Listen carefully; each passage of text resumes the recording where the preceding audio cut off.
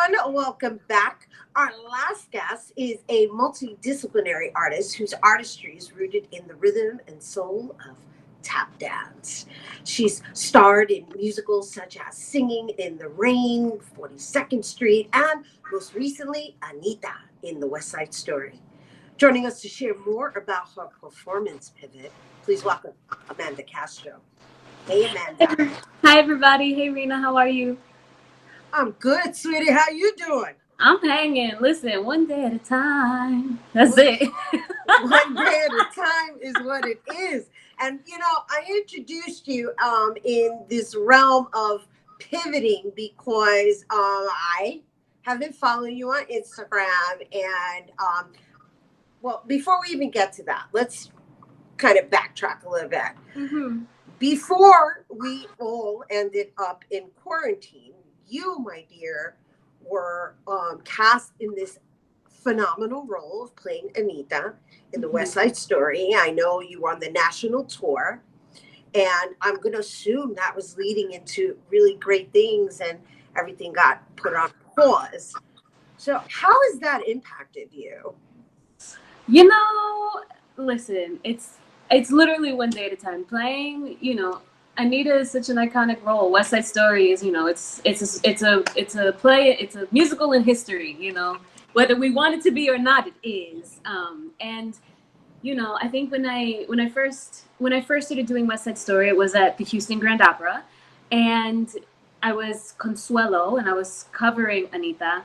And I had learned so much. It was my first time working in an opera house. It was a whole new dynamic. I think I didn't know anybody there.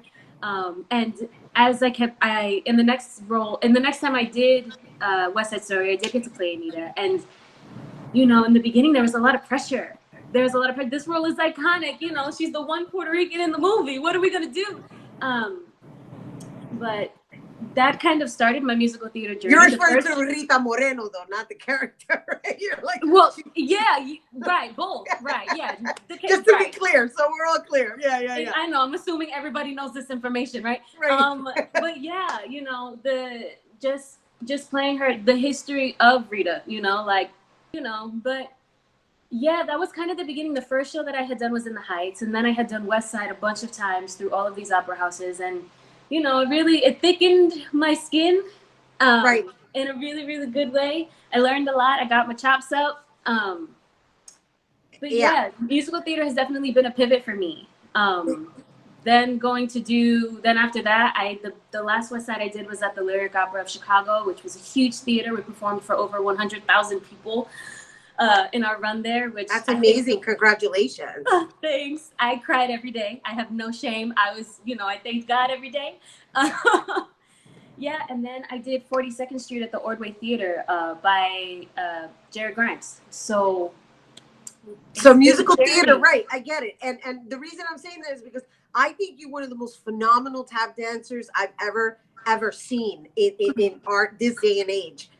Really, and we've had a few, and we know a few, and I think especially women in this genre, but you have this whole other thing going on that is really, really captivating and mesmerizing.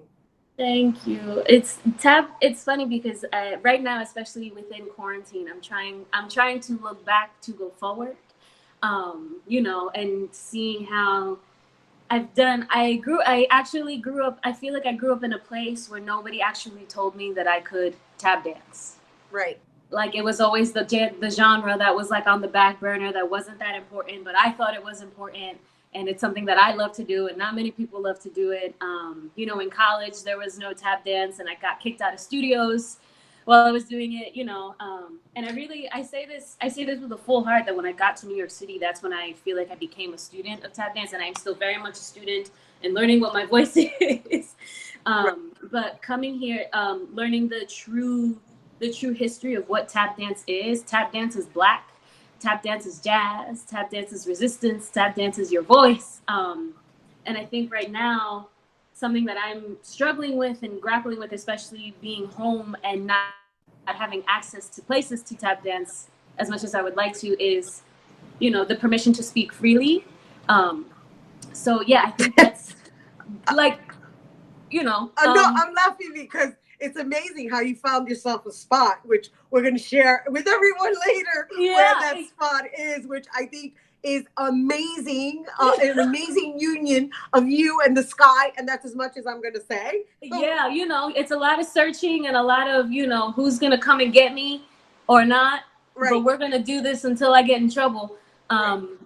In our discussion of pivoting and transitioning and just reacclimating and redesigning, I understand that you've had a loss in your family most recently, and the transitions occurring now during this pandemic are quite different, right, of an experience. Yeah. So my condolences first and foremost. Thank you. Who did you lose? I lost my aunt.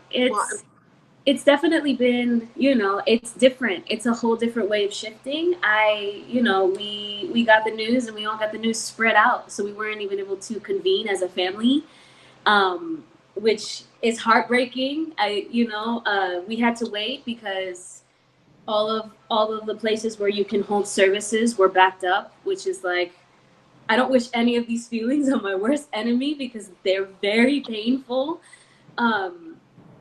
But it took weeks. It took weeks for us to get information and to, finally lay her to rest in a way that is respectable. Were you able to attend the funeral? No, right? Yeah. Well, we had they had a very small funeral with 5 to 7 people. That's all that was allowed, and that was weeks. Everything was in sections. It wasn't all in the same week.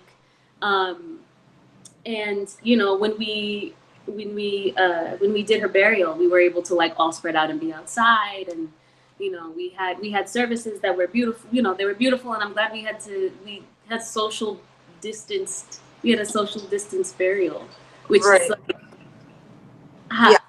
when you feel your family crying next to you and you don't know if you can hug them or not, and they're hurting like that. And I say that so other people know that we're out here. It's happening. You're not by yourself. Right. Right. And then this kind of all leads back to what you've been doing in your form of therapy, which is through the art form of dance. And and I would like for you to share with our viewers what you've been doing. And all I've been saying is that you're dancing in the sky.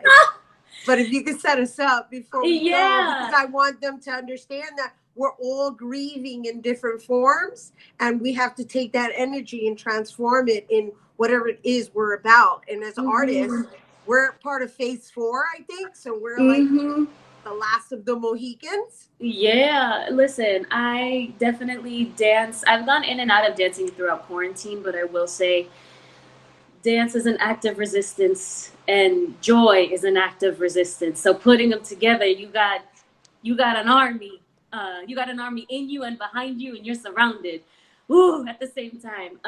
What I did for you today, Rhina, is just I call it a morning meditation. It's a little bit of movement and it's a little bit of tap dance. But yeah, leaning into me being a forever student and hopping in and out of dance in quarantine and trying to do as much as I can, and continuing to try to find my voice and to share it so my community knows that I'm here, we're here, and we're here to work, and we're here to keep it moving because we got this. We can do it. We got this. And we so appreciate you bringing it here to our viewers, because I've been following you on Instagram, and I got to say it has been therapeutic for me, because cuando tú bailas con gana. I'm like, yes, Amanda, I'm so there with you. You guys, you got to stay tuned. Yes, thank you for being here with us, querida. Thank you. Thank you. See it. Pa, pa, pa, pa, pa. All right, we gotta take a quick break. But when we return, Amanda Castro, she's gonna perform for us in the sky. Don't go anywhere.